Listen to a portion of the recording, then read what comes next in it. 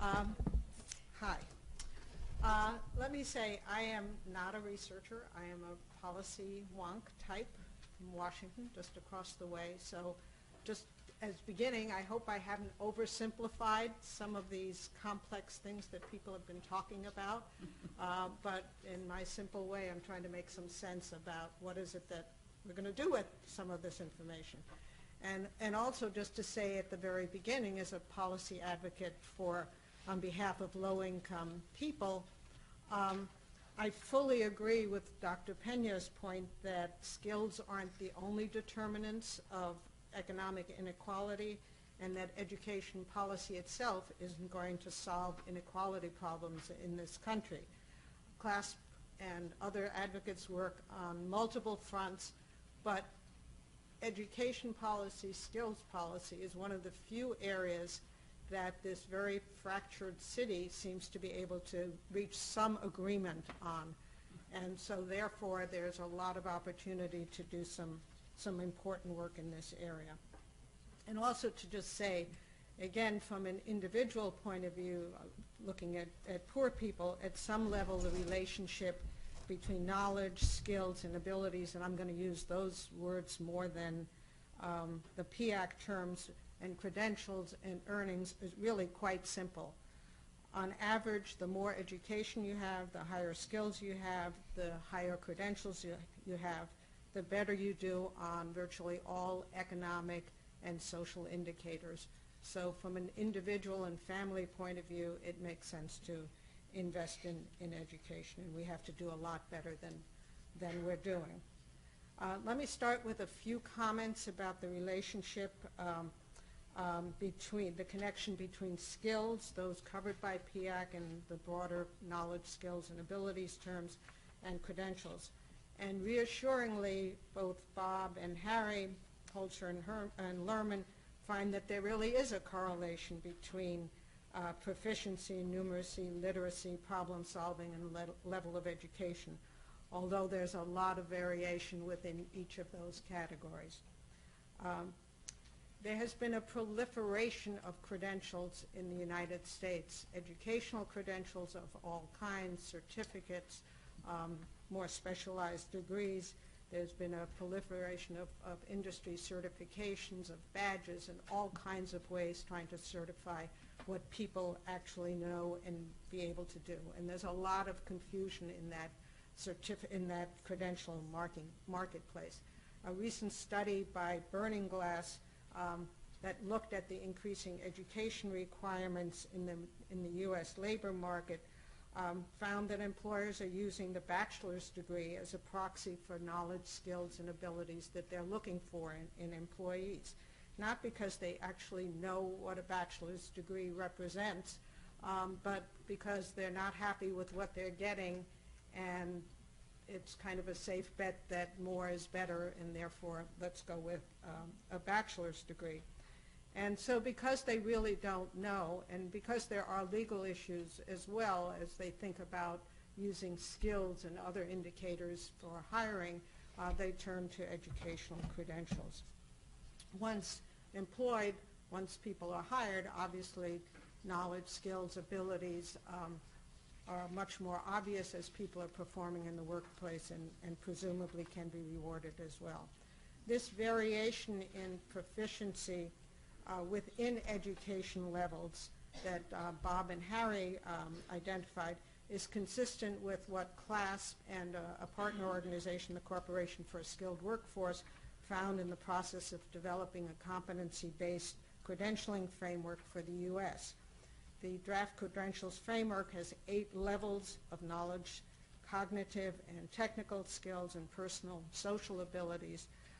And we broke out the abilities into the personal and social abilities because employers keep emphasizing the importance of these, quote, soft skills, employability skills. Although the credentials framework resembles the qualifications frameworks of other countries, it is not designed to level credentials, as does the UNESCO classification scheme for professional education. Rather, it's a framework to try to provide clarity for comparing and contrasting the actual skills implicit in different kinds of credentials, all kinds of credentials, not just educational ones. And as part of developing this, we asked groups, education folks, community colleges that issue certificates, that award certificates, as well as professional certification organizations that issue certifications, and others in a variety of industries and occupations to use this framework to really test it for our purposes. But what was really interesting when we asked them to do that is we found two things: that there's considerable variation in the level of knowledge, skills, and abilities implicit within the levels of the different kinds of credentials. So within a bachelor's degree, you might have a wide range of expectations depending on the field of study. And there was also a different profile. There were different profiles, mixes of knowledge, skills, and abilities within these different kinds of credentials. So they weren't all even. So somebody with an associate degree might have, depending on the occupation and the field of the study, may have a higher expectation or requirement in the numeracy area than in the literacy area or in problem solving. So these patterns, we need to look at it a lot more closely. This is a preliminary research, but things aren't all even, and it's not just this variation in people's abilities, but in the jobs themselves, as we assume that the credentials reflect some of those job requirements. The point is, no wonder employers and individual students, workers are totally confused by what credentials represent. One clear implication for us, both for policy and practice, is that we have to move beyond the time-based, credit-based credentialing and learning system to one that is much more competency-based, so that there's greater transparency and greater flexibility in these systems. Holzer and Lerman discussed the returns to literacy and numeracy independent of educational attainment, and Bob talked about that within broad occupational groups by gender, age, foreign-born status. Just to point out, for the U.S. context, although race is not included in these papers, we know that the rate of low literacy among black adults is twice as high as that for all adults, contributing to and a consequence of the vicious cycle of inequality and intergenerational poverty. So there's a lot more that needs to be done in looking at race. In part, these differences reflect different requirements of jobs, as Dr. Pena points out, and other things such as regulatory environment, differences in supply and demand, and density of unionization, all affect wages in these occupational areas, and therefore the return on investment calculations. These differences also affect the value of different credentials in different fields of study, as Tony Carnevale has written extensively about it, especially at the certificate level.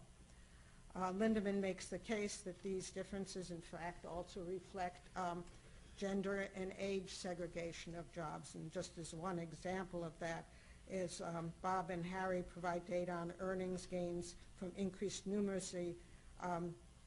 Proficiency are generally higher than for literacy, in that men benefit more from increased numeracy and women more from increased literacy.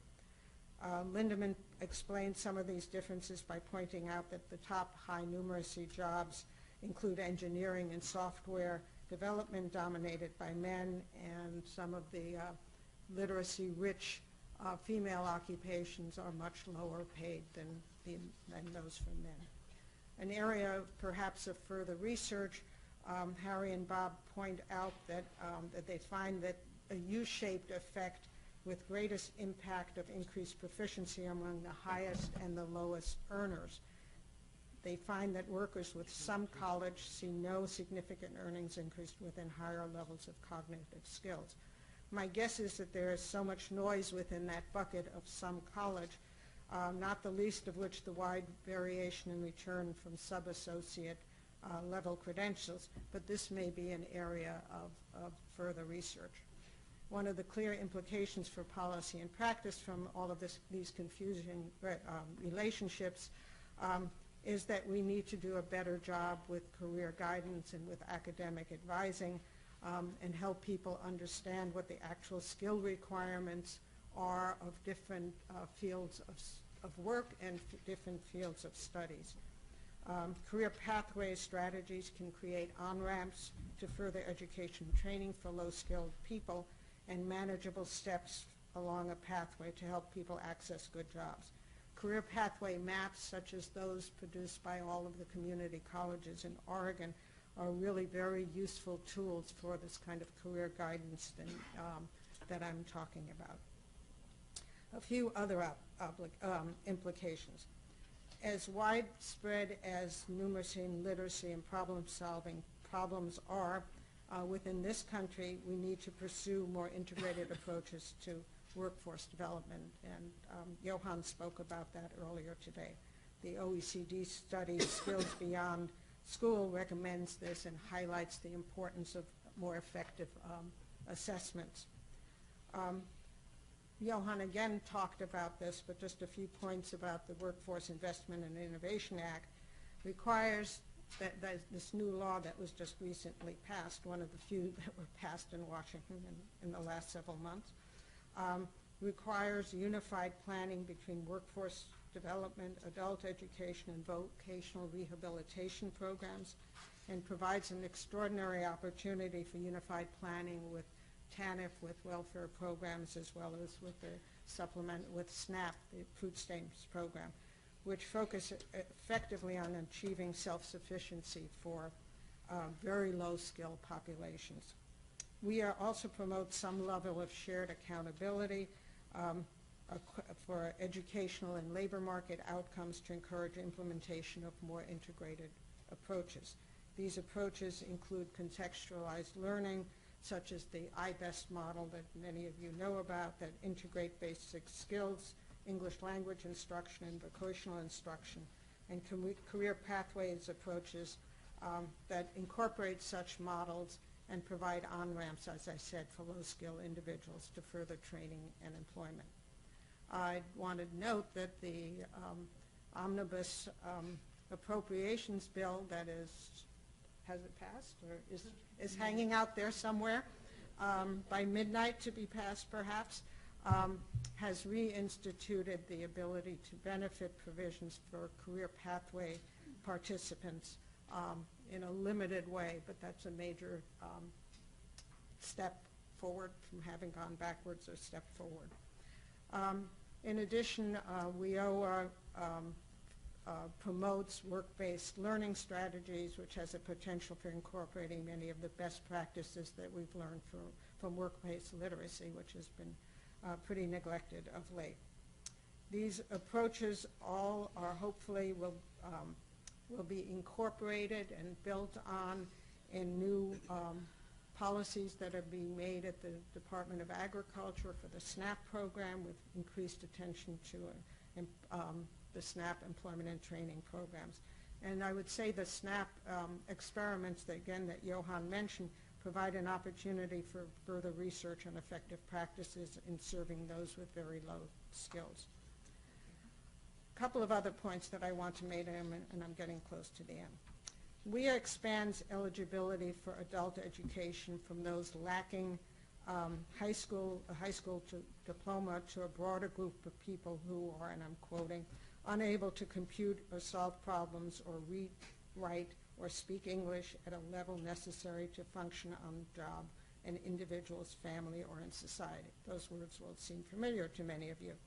It also requires that under Title I, which is the workforce programs, priority for accessing training and high-intensity career services be given to those with basic skills deficiencies or other barriers to employment.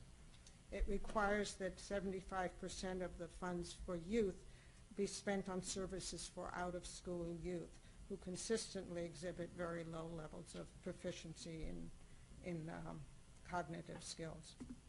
Even prior to the passage of WIOA, growing number of states have moved the administration of their adult education programs into their workforce agencies. The greater integration of workforce and adult education is definitely a good thing, but there's a danger that because of great need and very limited resources, that those with very low skills are going to be served less, and that interventions that are, low-touch interventions may be used more effectively to spread not more effectively, may be used more extensively to spread the money among more people. This is a real concern, because at least at this point we haven't seen a lot of success with these kinds of strategies. Two other points, and I know I'm running out of time. President's executive order providing work authorization and Social Security numbers for some 5 million currently undocumented immigrants provides both an opportunity and a challenge for both the workforce and the adult education systems. The Title I, Title II collaboration to serve this population has been a problem in the past because of documentation requirements in the workforce programs, and presumably that's not going to be the problem. We have models. Both systems lack the resources to expand to address this new population in a very big way. Clearly there is not enough money in any of these systems. I don't expect Congress to come up with a lot more money, although it's gratifying that there was a little increase in adult education, at least not a cut this year, and hopefully states will step up to the plate and increase some funding for these programs as the tax revenues start coming in. There's always the hope that employers will change their practices and increase investments, but the trends have been very much going in another direction. 2 minutes, one more paragraph. Finally, finally, beyond the scope of this panel, the findings also suggest a desperate need for continued reform in K through 12 education and developmental education reform in higher education. In some community colleges, as many as 70% of students must take at least one remedial course before moving on to in their program of study. However, it's important to try to avoid some unintended consequences in that regard. For example, in some states, developmental education reform has resulted in a large shift, a significant shift of people out of developmental education into the adult education system because they're trying to reduce the numbers in developmental ed. So again, a shift to a program that is so vastly underfunded and really lacks the capacity to do all of that work. So I hope I've touched on enough controversial issues to stimulate a discussion in the small groups. Thanks.